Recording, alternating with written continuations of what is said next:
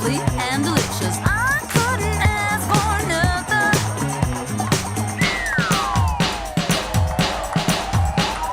Someone into this toss so hot, gotta tell when you wanna know. Who's gonna be the lip sync assassin this week? I know. Do you want to do this again next time? Yes, Yes. absolutely. So truly making it new, especially at the show. Hi! How are you? I'm good. How are you? Good. It's good to see you. It's good to see you. I actually was looking forward to this again. Oh, me this too. week. Me too. I was I was like, is it Friday yet? I know. I was so thirsty. Yeah, I mean, yes. I haven't had a sip all week. Cheers. Cheers. Clink, clink. Oh my gosh. So, what did you think overall of this week's episode of Drag Race All-Stars Season 5? So there were a lot of cliffhangers in the editing. Did you notice that? Yes! I did! I was like, yeah, editing was definitely at play this week. I was like, we got a villain edit. We got I was like, okay. Yeah, I see what y'all doing. Yeah, they were doing a lot of like what did Jada do last season? Where we would be thinking one thing's going on, but the editors were like, "Look over there! Oh, look what I did!" Like I was like, "What?" Yes. Yeah, it was really good. Yeah, I was like, okay, let's see what's happening this week, and it was like boom drama, and I was like, yeah. My first where the horror and terror just ran through my bones was when Juju was talking about, when she was doing her talking head at the very beginning, and she says, "Don't take it personally," and it cut to Shay, and I was like, no. You know how like in horror movies, they sometimes they'll score it to where the music plays like psychologically with you. It's like that, like yeah. yeah. They got a horror film editor to edit the. I don't know if I can take much more of it, but the Mayhem and Juju B thing played out. Mm-hmm. Yeah. She's like, yeah, so I voted for you. You what? You're joking, right? Right. No, I voted for you. Yeah. And I'm just like, ooh. It's like, Mayhem, take the one. Like, take the one, right? Yeah. Right. Like, I'm like, okay. You know, so I'm like, no hard feelings. Yeah. Like, for real. No hard feelings. Like, she voted for you based on your performance. Yeah. You know? And that you had a bad day. And she just didn't feel like the other person deserved to go home. She said she laughed more at Derek Perry than she did at... Which I thought was shade in itself, because I thought Mayhem was going to be like, well, mine wasn't funny.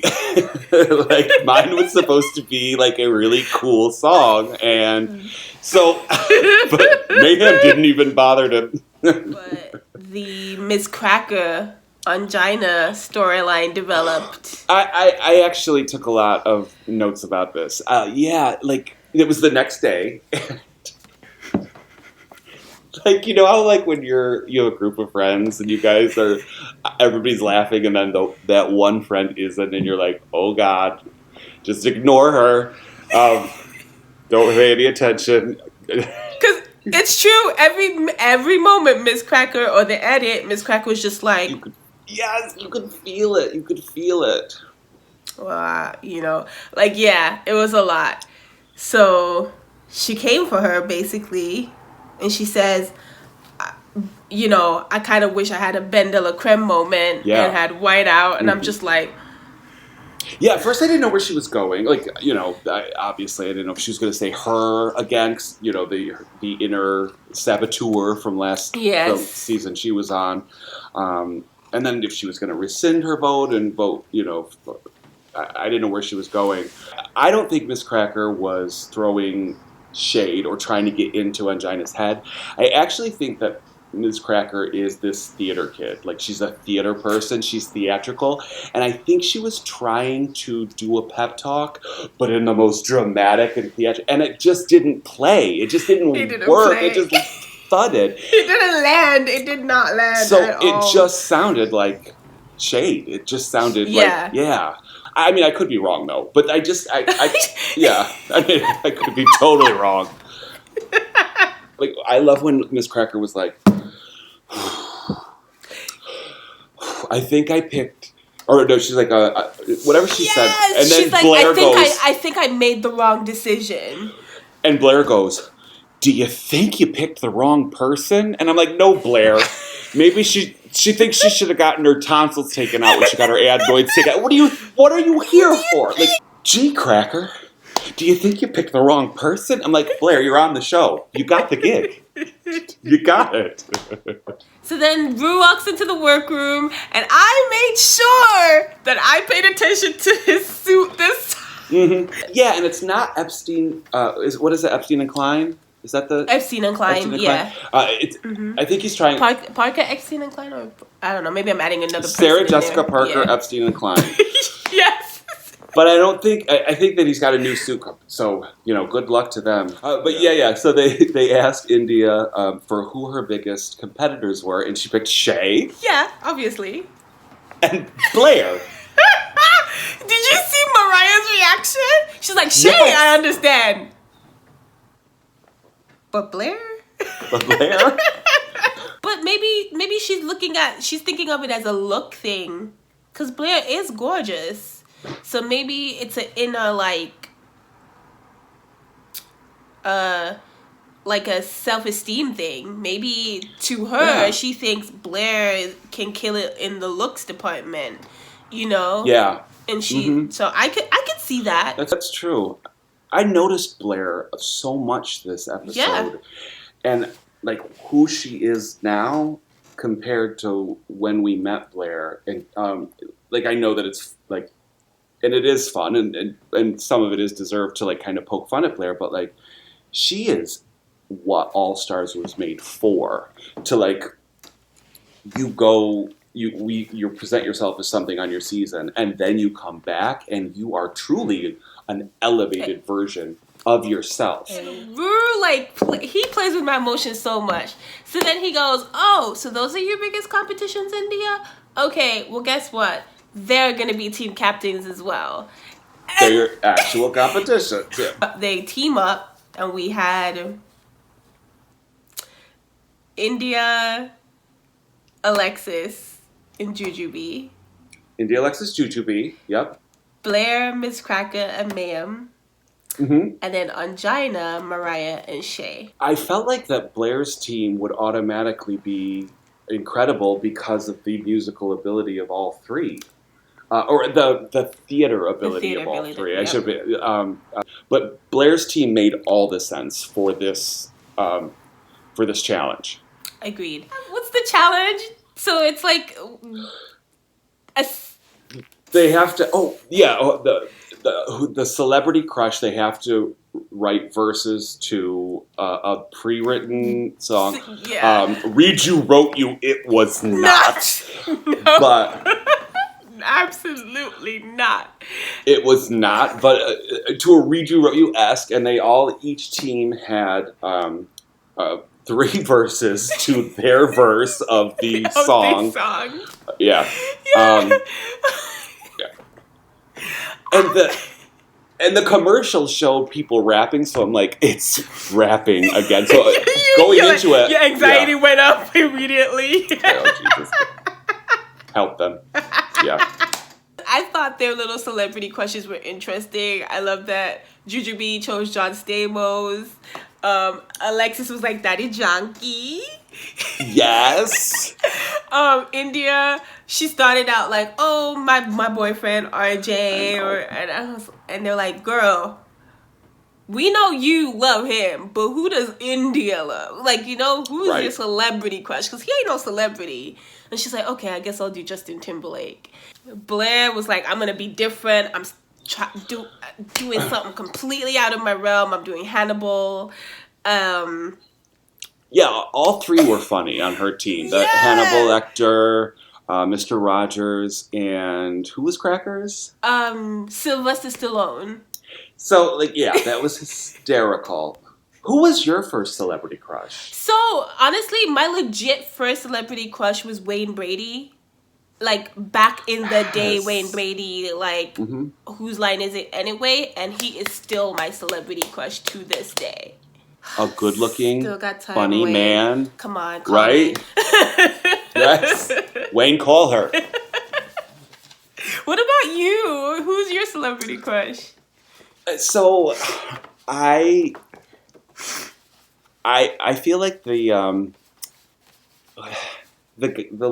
well, Zach Morris from Saved by the Bell. I was like, look, it's valid. Back then, yes, absolutely yes. Now we realize how much of a jerk he was. His character, we're like, okay, but no, that's a valid answer. I even tried to dye my hair like his, but I did it at Boy Scout camp with peroxide and lemon juice. Yeah, one of the Boy Scout lifeguards taught me how to do it.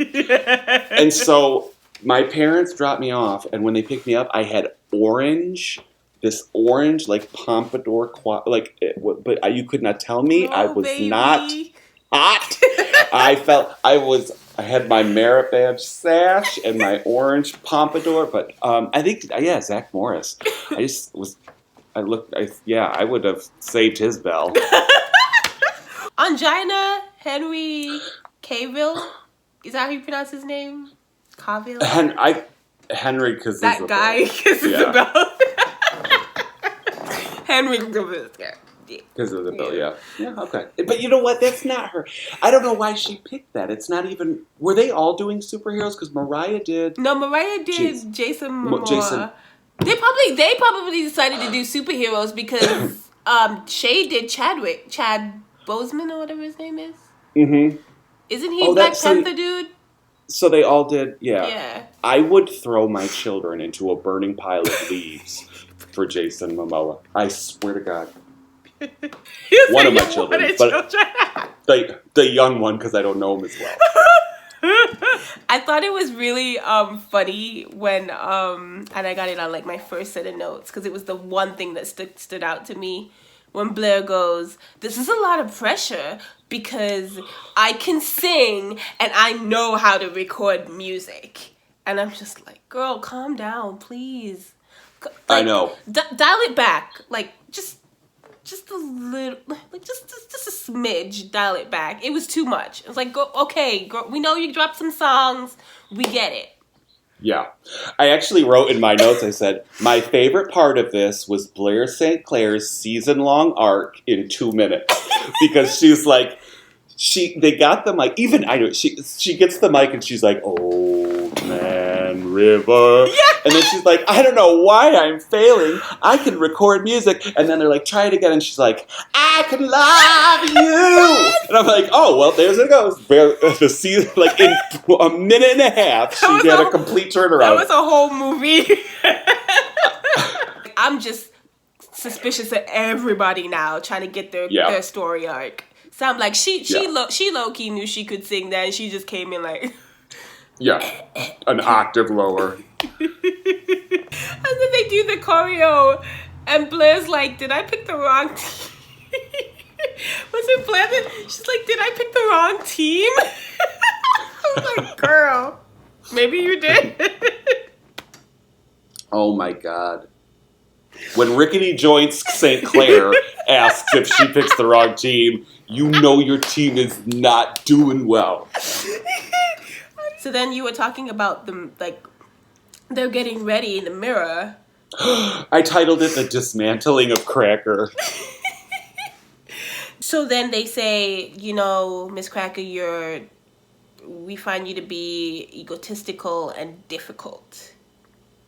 Difficult, yeah. I feel that, like if somebody comes at you and says you're difficult, and especially if you get that a lot, because she says she instantly had like a Pavlovian like reaction to being called difficult because she gets it a lot and she doesn't understand why. Yeah, and the thing about it is you cannot change. Like you really can't. You can't control how people view you. Like you can control how you behave, but like you can't really change like how you are perceived. So like once that is that, you have to like release that. You can't like hold, you can't hold yourself to that. Like and then you start trying to please a narrative about yourself instead of be the best you that you can be. And so like it's tough because there's like it's a double-edged sword. Like so she knows that she comes across that way, and so like that's what But like I also felt horrible when she said, "I haven't made a friend in years," and my heart. Because I think the thing is, and especially in her season, they showed it. I don't think that. I think Miss Cracker is a perfectionist, and I think that just hearing a little bit about her, where she grew up, I think that she might have. And I am not a doctor, but I mean, I came from a town of 0 people with like a high school graduating class of 3, not really, but a small town that I mean I've been had in my rearview mirror every day since I left, and it's like this imposter syndrome that like Miss Cracker is this fabulous drag queen in New York, but like when you are in your room at night, you are still from upstate New York, with the one Walmart, and it's like so you almost feel this like that you're not worthy, and so the only thing you can do is be the very best. And I feel like she pushes for perfection in herself, and so she does kind of know what the best thing to do is, and she wants you to be the best too, but she's just telling you what to do. Because she's telling herself what to do. Yeah. She doesn't speak to Mayhem any different than she speaks to herself. It's just how she is. Yeah, it's hard. It's a hard life to lead. I get that. That whole. Hope she should get a redemption at some point. I do too. I hope it doesn't kind of teeter out because she also is somebody who deserves a redemption. But for herself, I want her to give herself, because I mean, could you imagine like the standard she holds herself? What that must be like on the inside, Because like she built Cracker from the ground up. Like she left her town and then and I mean that's a story that a lot of us have. Kipper Jones is that's somebody that I am proud to be, but like trust me, that was not the same 9th grader. You run from a lot, especially queer people who whose families may not be the most supportive, and so that's always kind of in the back of your mind. If she keeps going like that to her people, they're not going to stick there. Last week I said and the winner will pick the person that is they hate, and the rest of the cast will pick the person they're most annoyed by. It. Just as and that's you where said she's going to put herself. Yeah. So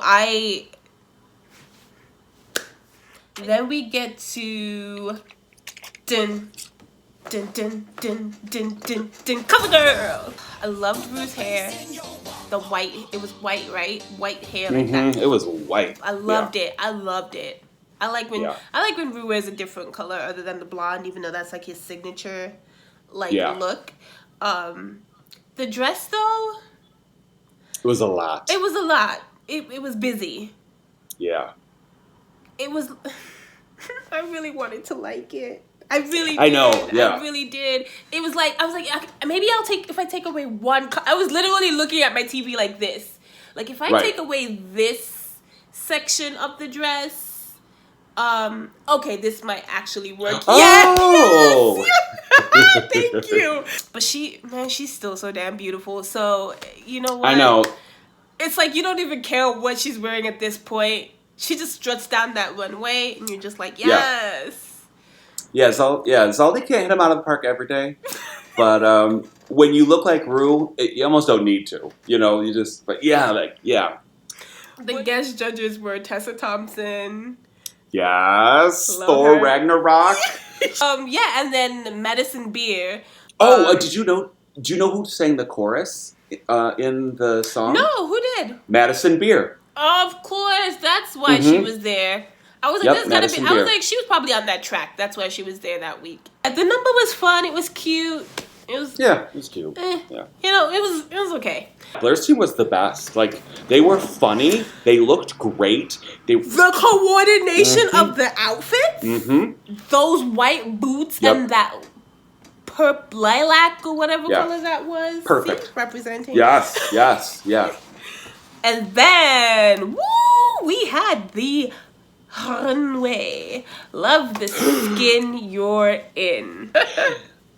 Is it me, or did this feel like they tacked on the idea after the fact? It was such a disjointed runway. Yes. Like, love the skin you're in, and then to go from... So I heard the words, and then when India walked out, I'm like, what is this supposed to be? I felt like she was a bad representation of the... She shouldn't have gone out first. And then when her explanation, but it seemed like that everybody just had, the same tone, and then they were just like, call it this. Let's just call it that, Yeah. Jujubee, I just wrote the word right. Yes. Right. Body was right, hair was right. So last season she was very kind of grand dame, and this episode she was so young in everything she did. Yes. Yeah. And Alexis, I actually really liked Alexis's cut by her hips and that leather, but whatever was happening up here, it missed the mark.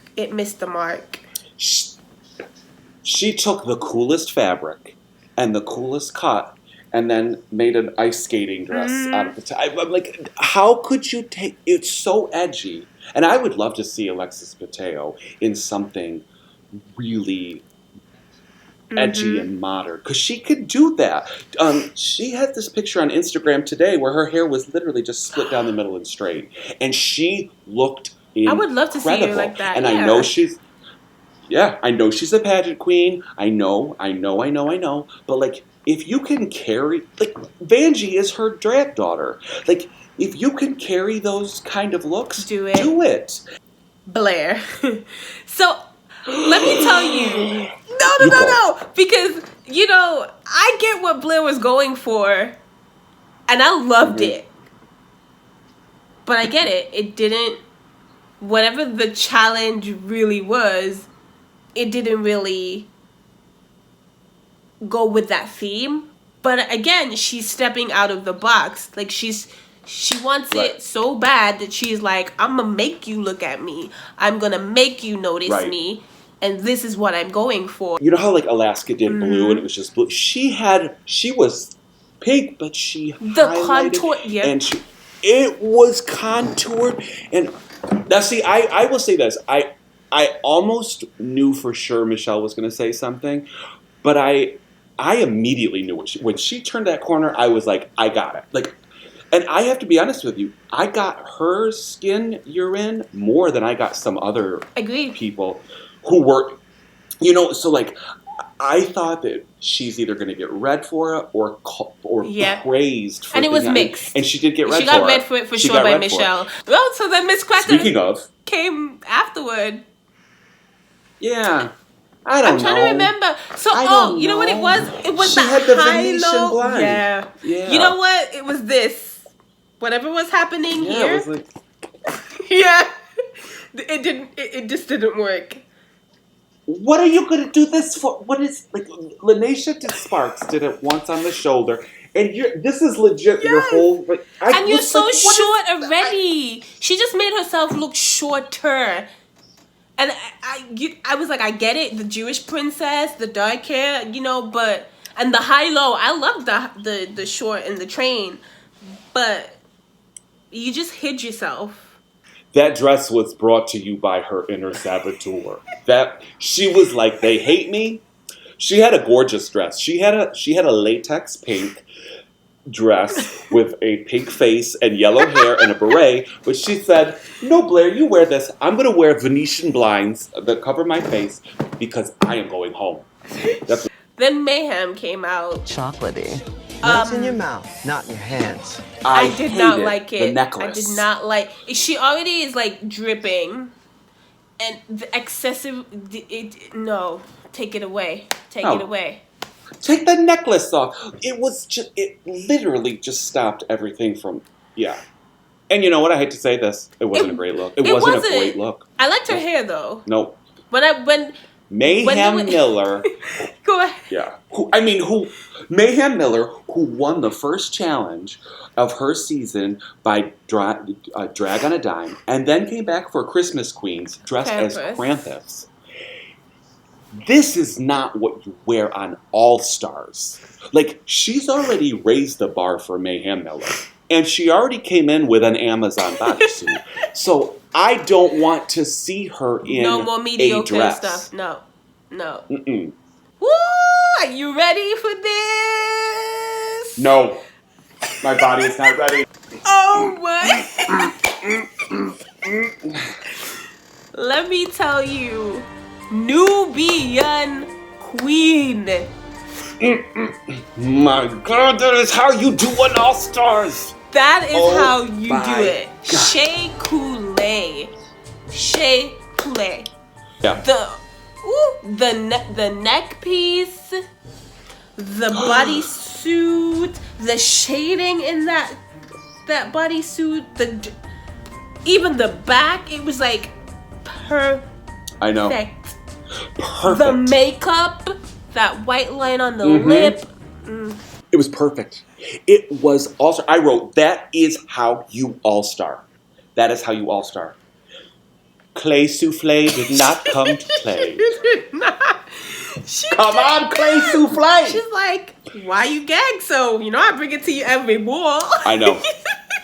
Every ball, come on. I could not even. I could not believe it. I could not believe that they just didn't put up, you know, when they had technical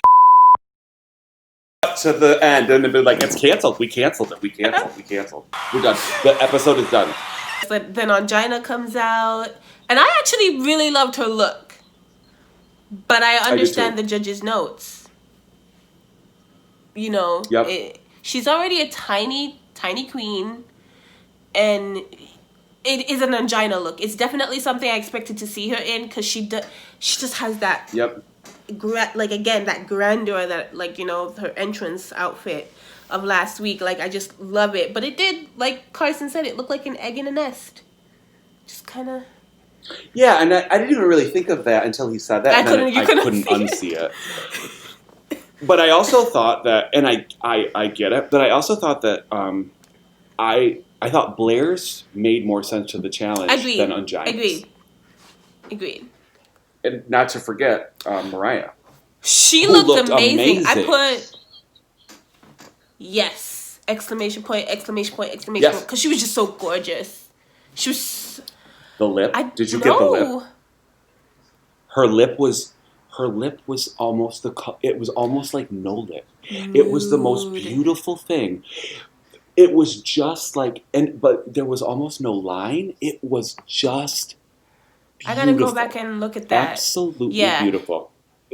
I don't know how runways factor into the winner yet because we have only seen 2 episodes. But runways factor in to us. We will remember a runway forever. And so I just really want to see people like bringing it. This is season 5 now, All Stars. India's was not an All Stars runway outfit.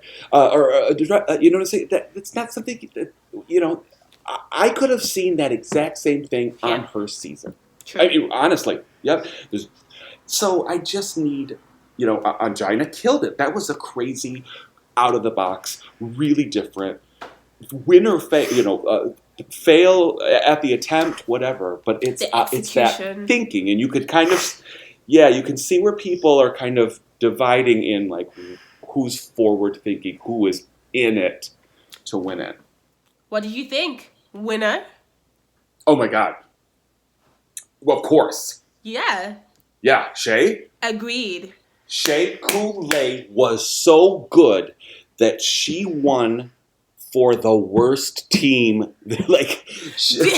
Yeah, because it should have been Blair. Like in like the rules in of the Drag perfect Race, world, yes. it should have been Blair. She kind of killed the runway. She took a risk. Her team was the best. She was the best on her team. But Shea was so good. She usurped the badness of her team. She canceled it out. She canceled it out. Yep.